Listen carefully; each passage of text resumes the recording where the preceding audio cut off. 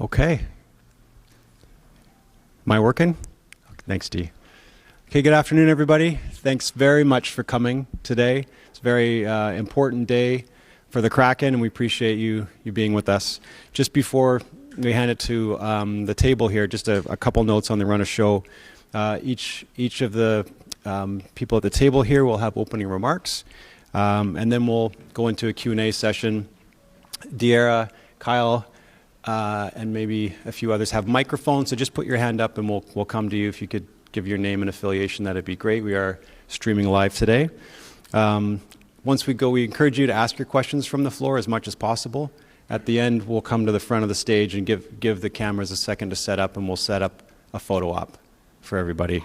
And then at the very end, I don't think Jason's met a lot of you, so I'd like to spend a few minutes just introducing himself, and we'll do that at the very end. With that, I will hand over to Samantha Holloway. Hi, everybody. Thank you for being here today. Good afternoon. Yesterday was a difficult day as we parted way with our coach. I want to sincerely thank Dan and express my gratitude for his hard work and dedication over the last 4 years, both here and in Coachella Valley. Last week, we made an announcement about our reinvention to ticketing and benefits on the heels of our first season with a new broadcast approach. All of this to show our appreciation for our fans, our growing fan base, as well as our fans and season ticket members that have been with us since year one. I want to thank Todd for building this organization from the ground up with a truly fan-first approach. But today, we're here to talk about the team. And we're here to talk about a hockey structure that we believe will improve us and lead to a sustained playoff team. I want to give Ron credit for building this hockey organization from nothing. And after 4 years, we have a lot of key pieces in place, but we're anxious to take the next step. And that starts with Ron moving to President of Hockey Operations. He will elevate to work more broadly on scouting, player development, as well as overall management. But everyone at this table is committed to winning. Our hockey folks and our staff have worked hard and deserve winning. Our partners and our fans who support us every night deserve winning. So we're moving to a model that many teams in the NHL have adopted with a president and a GM, and we believe that will set us up for the future. So in addition to Ron, we are elevating someone else today, someone with his own great resume of hockey achievement, who also helped us build this great organization that we have a lot to be proud of. So I'm going to turn it over to Ron to introduce our new EVP and new general manager. Thank you, Sam. Firstly, I do want to start by thanking Dan Bylsma and his wife, Mary Beth, for everything they did for our organization the past 4 years. Days like yesterday are never easy, but they are terrific people, and we wish them nothing but the best moving forward. You know, as we look forward with this organization, I think it's exciting. You look about where we're at, the amount of cap space we have, the amount of draft capital we have, including 10 first and second round picks in the next 3 years. You look at the list of talented prospects we have coming. You look at the fact that free agents have wanted to sign here in Seattle because of our city, our fans, our facilities, and our ownership's commitment to building a winning team. So those are all exciting things. And we start tonight in Coachella Valley for the third consecutive year they're playing in the playoffs. So that's where we're trying to get to here with the Kraken, and we're trying to make this organization be able to get to the playoffs and be there on a consistent basis. And that's where I'm excited about what we're doing here today. As Sam said, there's probably well over a third of the teams already that are using this kind of setup, and talking with a lot of those guys, they feel that this has helped their organization propel themselves forward into getting to that position quicker. So this is something we've been talking about for a while, and I'm excited that it's happening today. The man sitting next to me, I'm excited to introduce him. Jason has been an assistant GM for 10 years with the Pittsburgh Penguins, of which he was part of 3 Stanley Cup championships. He sat in the GM chair for 3 years in Buffalo. We worked together at the World Championships in 2019 for Hockey Canada, and recently he's been our assistant GM for 5 years. He's He's bright, he's hardworking, and he shares the same passion that we all do, and that's making the Kraken organization one that is competitive each and every year. So without further ado, I'd like to introduce our new Executive Vice President and General Manager, Jason Botterill.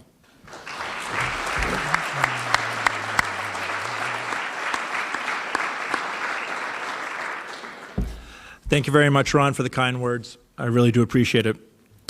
Sam, Victor, Todd, and the entire ownership group, I thank you for this opportunity. It's an honor to be the second general manager of the Seattle Kraken. I'm deeply committed to building a winner for this organization and for this city. I've been a part of the Kraken since the beginning. I know the players in this organization. I know the staff in this organization. I'm very proud of what we've accomplished, but as we head here into year 5, it's time for our organization to take the next step. I've had the opportunity to be a part of Stanley Cup champions. I've been as a player and executive, been a part of organizations that's had success. And in my mind, the pieces are here for the Kraken to have success in the future. 1, we have strong, supportive ownership. 2, we have a passionate fan base that brings an intensity every game night to Climate Pledge Arena. 3, we have a core group of players that love being in Seattle and want to have success here. And finally, 4, we have a pipeline of young players coming who are pushing for spots on the NHL roster. The future is very bright with the Seattle Kraken. This summer is going to be extremely busy. I'm excited about the resources that I'm going to have at my disposal to improve this roster. And I can assure you that we will improve it for next year and build on this team for not only a solid year next year, but for years to come. I can't wait to get started. Thank you very much.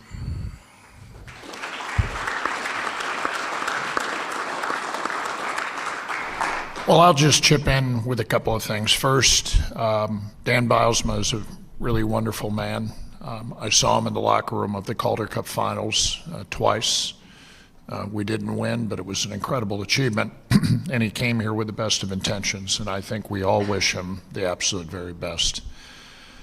And I will then sort of transition. I'm so proud of so much of what we've done. Building arenas, building training centers, building out Coachella Valley, building out our brand, going deep with the community.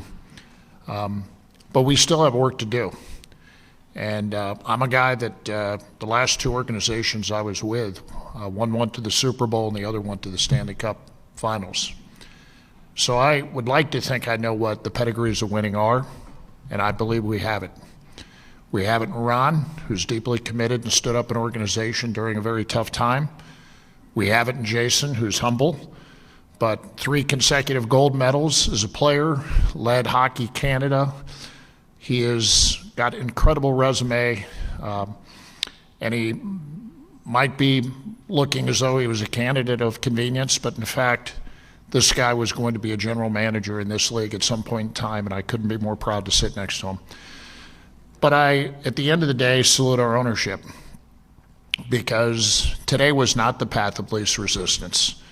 People weren't saying we had to part company with our coach, but our owner has been incredibly supportive and pushes us for excellence. And when you talk about a pedigree and winning and dreaming about winning and building a long-term winner here, it does start with ownership, and we're all incredibly blessed to have a great owner. Welcome, sir. You're going to love Seattle, and we're honored to have you as our general manager. Thank you very much. Thanks, Todd. We'll move to questions now. So as we get going here, just put your hand up. Mike, thank you very much, and we'll bring a mic over and get started. I'm going to use this one.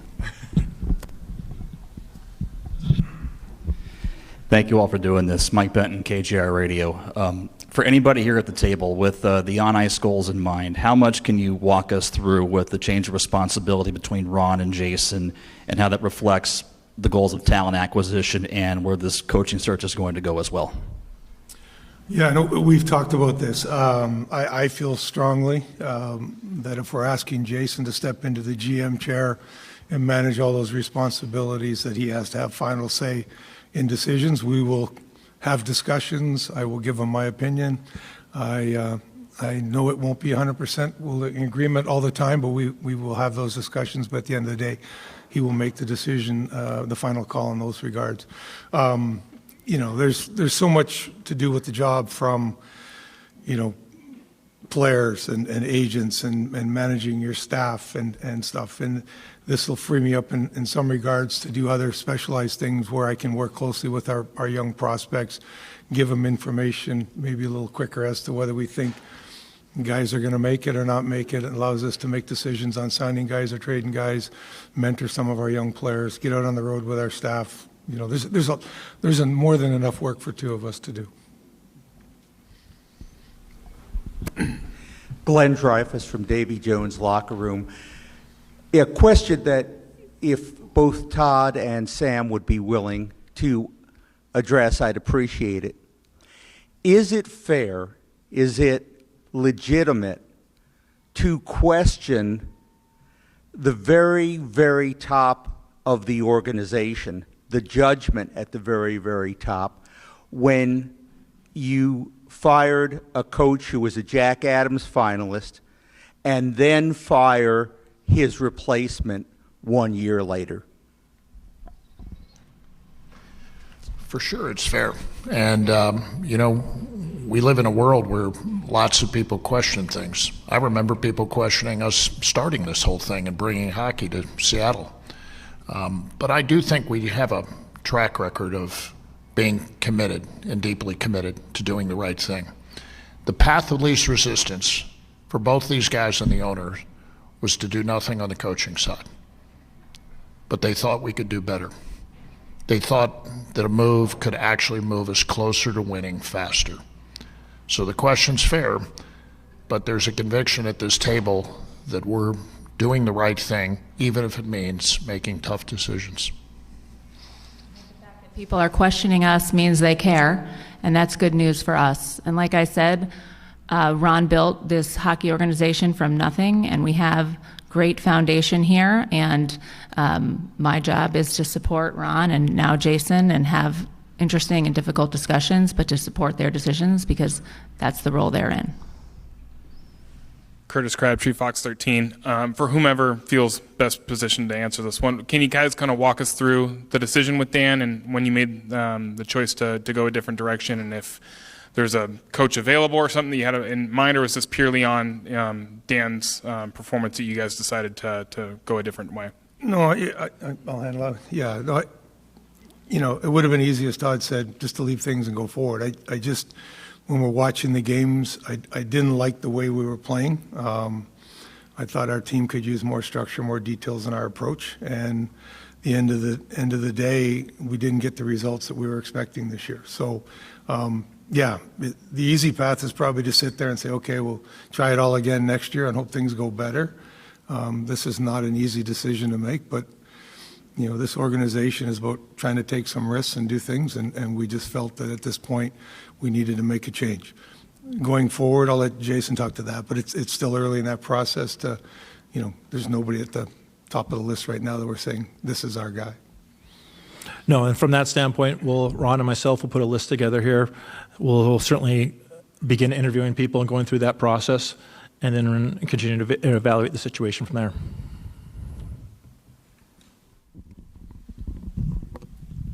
Hey, gents, congratulations, Jason. Thank you. Rob Simpson, SeattleHockeyInsider.com and VancouverHockeyInsider.com. Quick little follow-up to that. Status of the assistants is up to you and the new coach, or how is that going to work? It'll be certainly up to the discussion once the new coach will come into the equation there.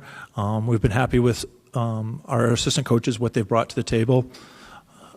Jess Campbell will certainly be back with our group here moving forward from that standpoint. We've liked what she's done with our young players. We think whatever coach we bring in here from a head coach standpoint, we'll have to work closely with our younger players. Ron and myself will look close at different opportunities to bring in players, whether it's from a free agent standpoint or a trade standpoint. But a big part of how we're going to move this organization forward is our young players stepping in, and not only players from CV or juniors making a step to National Hockey League, but our young players in the National Hockey League taking another step, whether that's a Matty Beniers, a Riker Evans, a Shane Wright, and that will be a big part of finding a new coach here. If the player's not presently in the pipeline, and it doesn't appear that he is, where priority-wise is finding a true number one center for you? I think that's always a priority, and you can never have enough number one center in this organization. And look, I think from just a team standpoint, we need to get back to our identity, which is speed. If you look at where we were a couple of years ago, teams continually talked about how fast we played the game. It's something that I think we have a lot of skaters that can move well. We got to find a system that just allows them to show that talent a little bit more. We'll continually look for star players. We'll continue to look to develop them within our system. We now have another high draft choice this year. We'll look at trade possibilities. We have draft capital from that standpoint. But in the meantime, until that star player arrives, we'll continue to try to improve our team from an incremental standpoint. You saw what we did with a player like Kako coming into our organization, bringing an element of size, a net front ability. Those are things that we certainly want to. So we'll continue looking at all different scenarios to try to add to our group. Last one, a little quickie follow-up to Curtis. Just out of curiosity, as former players, I asked Dan about this last week, the 0-12 in the back end of back-to-backs. Lack of passion, lack of preparation, lack of conditioning. Like, as former players, you were on a team, Ron, by the way, that had 3 number one centers. But as a Hall of Famer, what goes into losing all 12? Yeah, it's a good question. We've done a lot of work on it. You look at the travel schedule, but really outside of 2 games, like for instance, the last game was Salt Lake City. We play in LA, we get to Utah, our guys get to bed, probably walk in their hotel rooms at 3 in the morning. By the time they get to sleep, it's 5. So that puts you at a disadvantage the next night. That happened a couple times, but not all 12. So that can't be an excuse. I thought maybe it was our conditioning, that we weren't in the shape we needed to be in, because a lot of times with our travel schedule, we don't practice as much. Using our tracking data, we actually skated faster in the second game than we did in the first game. So that tells me probably not conditioning. We looked at goaltending starts, right? Gruby started 6, Joey started 5, Steska started 1. So it was a question that we struggled with finding an answer to, and asking the players. There really wasn't a simple solution to it. We've got to find a way to be better in back-to-back games. 0-12, that's if you go 500, which is probably the norm, that's 12 points and puts us in a different position at the trade deadline. So it's something we need to address, especially with the schedule probably being even more condensed next year. I think we'll face more back-to-back. So our mindset right out of the gate has to be much better in that second night of back-to-backs. Back row, Mike Varell, Seattle Times, dead center. For Todd, I'm curious, you mentioned knowing the pedigree of winning and being around winners and just kind of understanding what that looks like. And obviously this franchise hasn't won as much as some people would have hoped in the first 4 seasons. But what are the pedigrees or the aspects of Jason and Ron behind the scenes that made you confident that they're the ones to continue to guide this ship forward? So appreciate the question. I think, winning is about a lot of things. One of the things it's about is facilities. We have outstanding facilities. The players in the NHL recognize that and view us as having some of the best facilities. We have amazing fans. The fans have filled the building up, and they have created the league-wide perception that we have a real hockey town here. We have a great owner. She has been so supportive and acknowledging her dad. We are going to win. We are going to win, and that was something so important to him. But then when I looked at the 2 guys to my right, Ron Francis has been a winner his entire life. He's a member of the Hockey Hall of Fame. When the book is written someday about standing up this organization during a global pandemic, there will be stories revealed that just demonstrate how incredibly difficult that was. But he not only stood us up, he did what he said he was going to do. He said, we're going to build an incredible cupboard of incredible prospects that are going to be the formula of success going forward. And we've done that. We have 37 prospects, and we rank very, very high. And then Ron attracted other people. The challenge with Jason sitting here is most people think it was preordained. But in my opinion, he was going to be the general manager of a team, and it was going to happen soon. And I am thrilled that he chose to say that it is Seattle that he wanted to apply his trade. He is so well respected. I got notes this morning from other people I know around the league saying, this guy is fantastic. And so when you add all of that together, those are all the pieces that I felt that we finally got together in the Seahawks. Those are the pieces that came together when I was with the Tampa Bay Lightning, and I feel those pieces are in place here.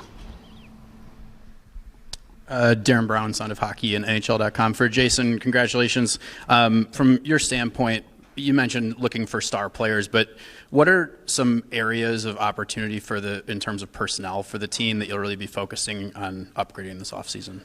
Well, I think, like I said, we have to get back to our true identity, which is a speed game. If you look at the areas for improvement, I'm not going to say size, I'm just going to say strength. We have to find ways of doing a better job in front of our own net and finding and doing a better job of getting to the opposition net.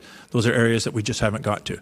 And I say strength just because you look at a player like Jane Schwartz finds a way to get there and be one of our top players from a net front presence. So that's going to be there. And then to me, there's still a development of skill across the board that we have to do. Where we ended up in the standings, we have to continue to improve and add to our skill level in all areas. It's not as if we're one player away right now from a Stanley Cup championship. We have to become a perennial playoff team first and then find our way.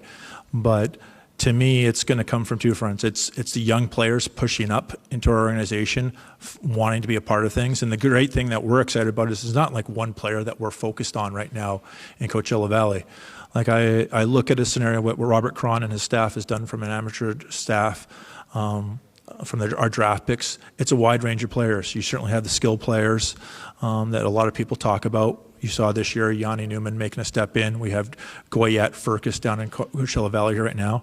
But then this year, you look at a Villeneuve in junior or a Melanson this year bringing a physical element. Molgaard came over this year at the end of the season. He's going to now play the World Championships for Denmark. So we have a lot of different types of players coming up into our organization, and I'm not just sort of pinning it on one player. But no, it's going to be exciting from trying to find more skill at the NHL level, like when we made a trade for Kako, but also finding, the next level of younger players. We will leave roster opportunities open for competition from our young players because I think that's going to be a great chance for us to really improve as a team. And to create those opportunities, do you foresee using buyouts possibly this summer?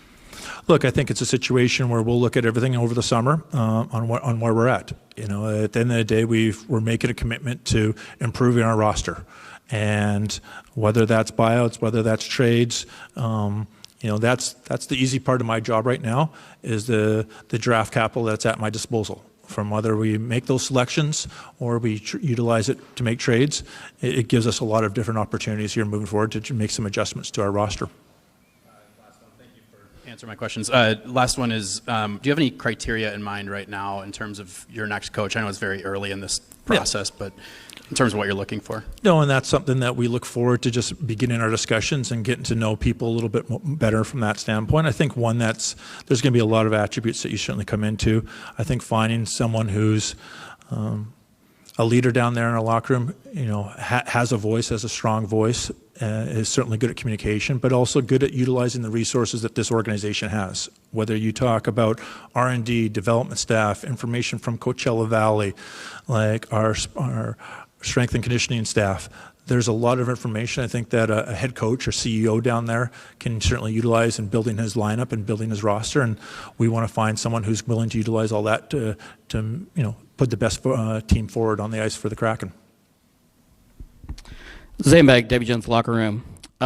3 coaches in 5 years. What would you say to those who have concerns, especially from potential coaches, who might view Seattle as a more volatile organization where coaches are not allowed the runway to see their long-term vision through?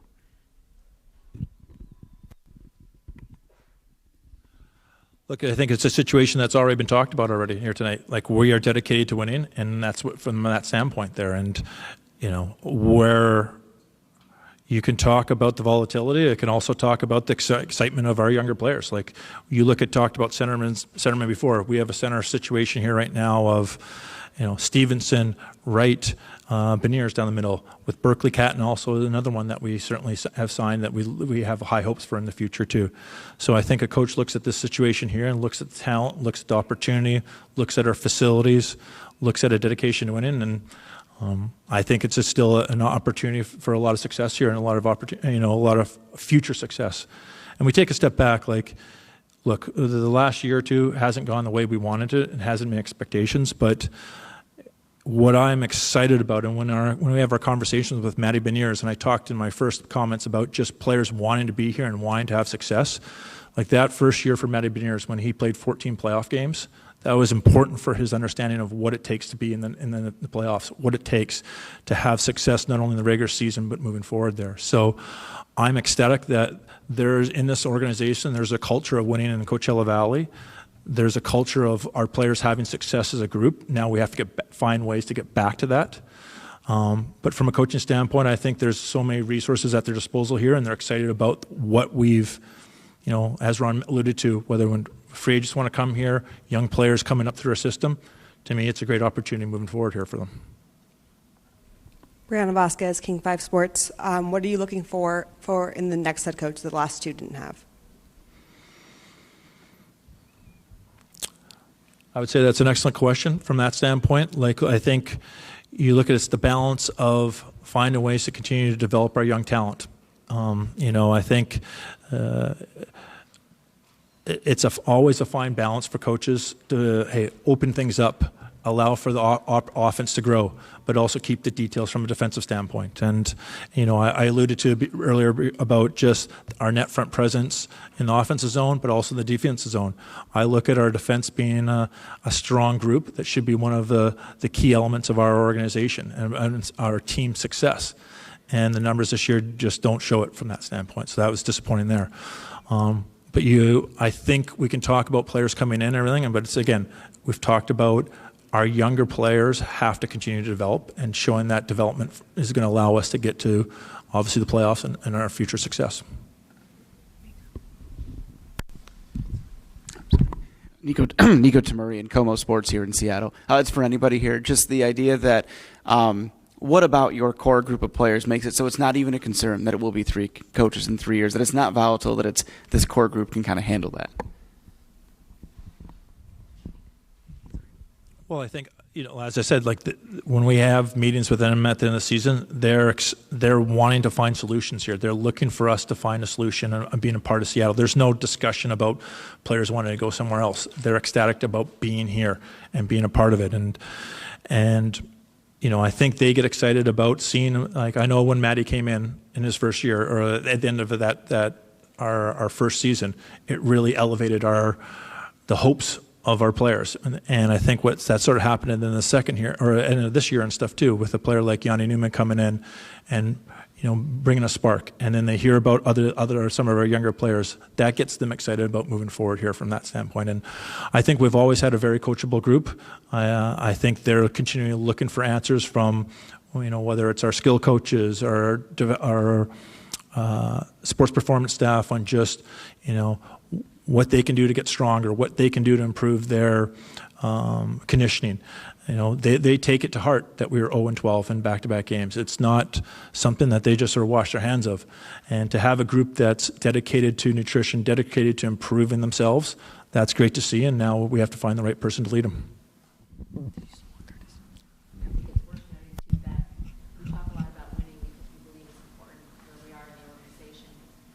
We're not, in terms of volatility, it's not that we're just going to fire a coach if we keep losing, right? It's about how you learn from that, how you're coaching the team, how you're getting along, how you're communicating, how you're coachable by these folks. And for us, it's just about having the right fit.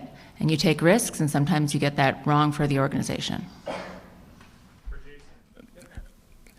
Obviously, you had the experience in Buffalo and in the years here as the AGM role. How do you feel you're different as you get set to tackle this for a second time in the head chair? And what do you what have you learned from that experience with the Sabres to kind of push things forward here? Yeah, look, you always learn from any experience that you go through. Shame on you if you don't. I have a lot of positive experience in Buffalo, and I'm always honored that the Pilgrims gave me an opportunity to be a general manager there. And I think just you go through the cadence of developing relationships with other general managers, with agents, the pressures of the job. You now know exactly what the role is going to be from this standpoint. What gets me so excited about this job right here is what we've talked about, the players in this organization and what's coming, but also the fact that you're coming in here and not evaluating things, that you know the staff right away here. I've been a part of it. As much as you try to get a feel for other teams in the National Hockey League, until you're in there working with them, you don't truly understand all the background information and all the sort of the intricacies of a team. So the fact that I've been a part of this organization, the fact that I know the players, I know the staff, just is going to, I think, allow me to make quicker decisions and move forward here, and that's what gets me very excited. Jason, I think you mentioned earlier about the players and the exit meetings with all this process going on, and I think the back-to-back record a part of it. What else was an important part of their message that kind of led us here to this day and the coaching vacancy also? Just to be blunt, nothing really.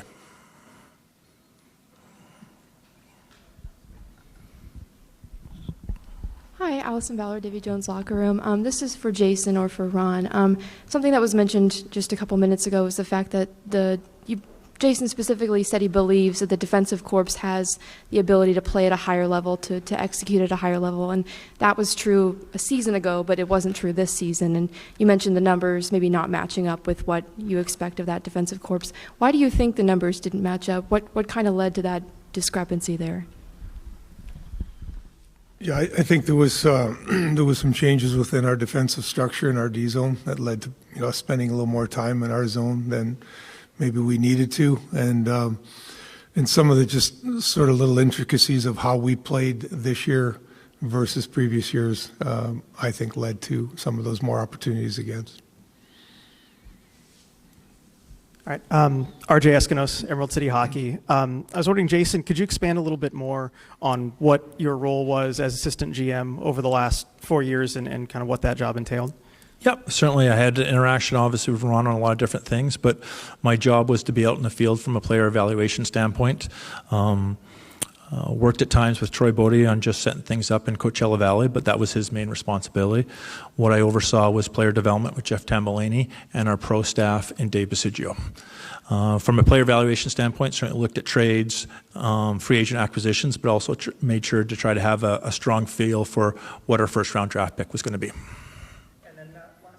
There was some talk about taking the next step to be a playoff team, and you were aggressive, brought in some veterans, big money contracts, long term, and it's a lot of the same talk I think so far going to this off season. And what difference in approach will there be, if any, to try and ensure a different team result from this summer's acquisitions? Well, I think there's always.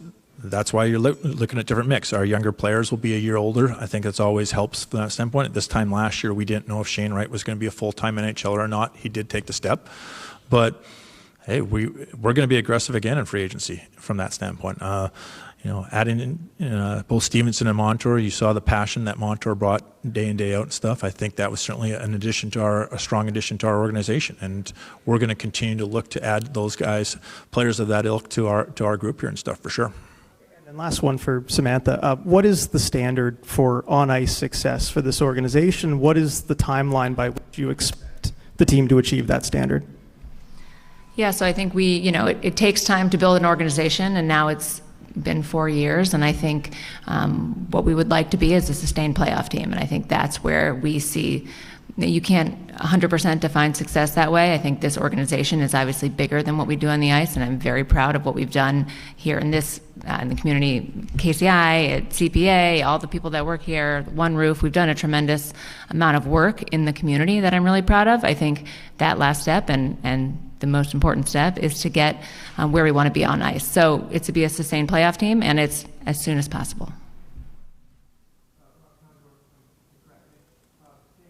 Ron, or both, do you guys think with the experience you have drafting, is 4 draft classes, are they ahead of schedule, or are you guys a little bit ahead of schedule on who you thought might be up here?